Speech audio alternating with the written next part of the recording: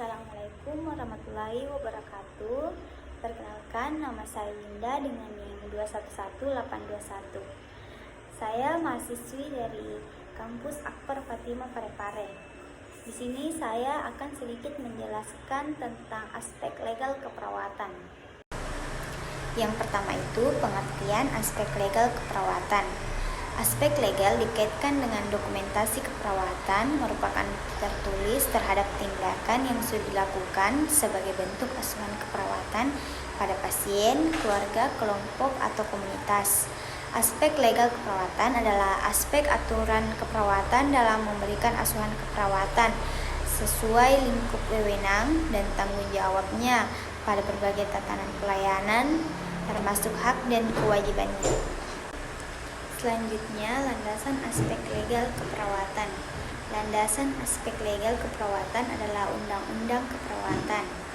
Aspek legal keperawatan pada kewenangan formalnya adalah izin yang memberikan kewenangan kepada penerimanya untuk melakukan praktik profesi perawat, yaitu surat izin kerja atau SIK bila bekerja di dalam suatu institusi, atau surat izin praktik perawat atau SIPP bila bekerja secara perorangan atau berkelompok. Kewenangan itu hanya diberikan kepada mereka yang memiliki kemampuan. Namun, memiliki kemampuan tidak berarti memiliki kewenangan, seperti juga kemampuan yang didapatkan secara berjenjang. Kewenangan yang diberikan juga berjenjang. Selanjutnya, proses legalisasi praktik keperawatan. Legislasi keperawatan adalah proses pembuatan undang-undang atau penyempurnaan perangkat hukum yang sudah ada yang mempengaruhi ilmu dan kiat dalam praktik keperawatan. Adapun tujuan dari legalisasi praktik keperawatan yaitu yang pertama, tujuan utama legalisasi adalah untuk melindungi masyarakat serta melindungi perawat. Yang kedua, tujuan yang lainnya adalah mempertahankan dan meningkatkan mutu pelayanan keperawatan, melindungi masyarakat atas tindakan yang dilakukan, menetapkan standar pelayanan keperawatan, menapis iptek keperawatan, menilai boleh tidaknya praktik, menilai kesalahan dan kelalaian. Adapun fungsi legislasi keperawatan, pertama, memberikan perlindungan kepada masyarakat terhadap pelayanan keperawatan yang diberikan. Yang kedua, memelihara kualitas layanan keperawatan yang diberikan. Yang ketiga, memberi kejelasan batas kewenangan setiap kategori tenaga keperawatan. Yang keempat, menjamin adanya perawat. Yang kelima, memotivasi pengembangan profesi. Yang keenam, meningkatkan profesionalisme tenaga keperawatan.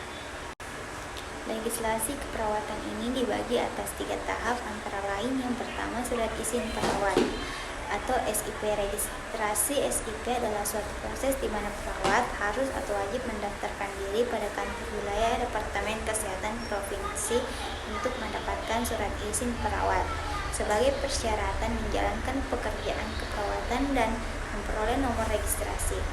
Yang kedua, surat izin kerja atau SIK. Surat ini merupakan bukti yang diberikan kepada perawat untuk melakukan praktik keperawatan di sarana pelayanan kesehatan.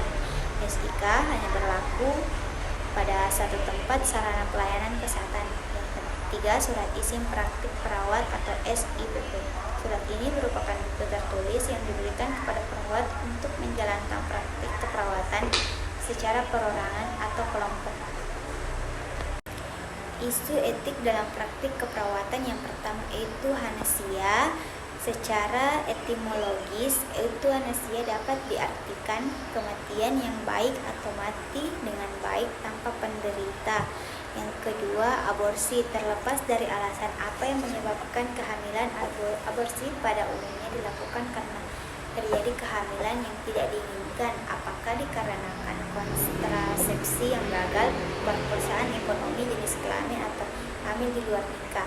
Yang ketiga, transplantasi organ. Transplantasi adalah pemindahan suatu jaringan atau organ manusia tertentu dari suatu tempat ke tempat lain pada tubuhnya sendiri atau tubuh orang lain dengan persyaratan dan kondisi tertentu.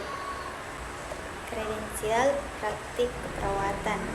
Kredensial merupakan proses untuk menentukan dan mempertahankan kompetensi keperawatan. Proses kredensial merupakan salah satu cara profesi keperawatan mempertahankan standar praktik dan akuntabilitas persiapan pendidikan anggotanya.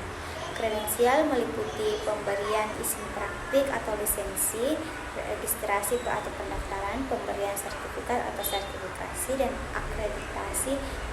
Karena proses kredensial praktik keperawatan Indonesia belum ditata secara sempurna, maka dalam penjelasan berikut akan diuraikan proses kredensial yang dilaksanakan baik di Amerika maupun Kanada. Izin praktik dan registrasi izin praktik keperawatan pada dasarnya bukan merupakan topik baru bagi para perawat Indonesia.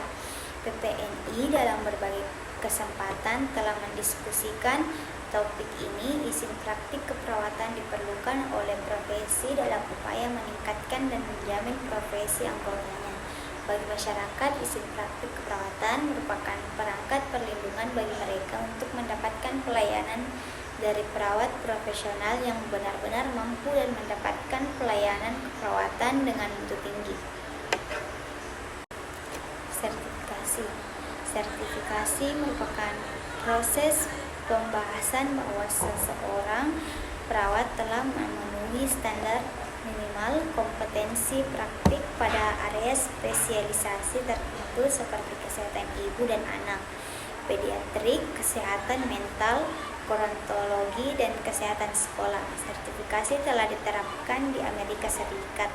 Di Indonesia, sertifikat belum diatur, namun demikian tidak menutup kemungkinan di masa akan datang hal ini dilaksanakan. Akreditasi. Akreditasi merupakan suatu proses pengukuran dan pemberian status akreditasi kepada institusi, program atau pelayanan yang dilakukan oleh organisasi atau badan pemerintah tertentu. Hal-hal yang diukur meliputi struktur, proses, dan kriteria hasil. Pendidikan keperawatan pada waktu tertentu dilakukan penilaian atau pengukuran untuk pendidikan D3 keperawatan dan sekolah perawat kesehatan dikoordinator oleh pusat Diknakes, sedangkan untuk jenjang S1 oleh Dikti. Pengukuran rumah sakit dilakukan dengan suatu sistem akreditasi rumah sakit yang sampai saat ini terus dikembangkan. Itulah tadi penjelasan saya tentang aspek legal keperawatan. Mohon maaf jika ada kata atau penulisan yang salah, kurang lebihnya mohon dimaafkan. Saya akhiri dengan ucapan Wassalamualaikum warahmatullahi wabarakatuh.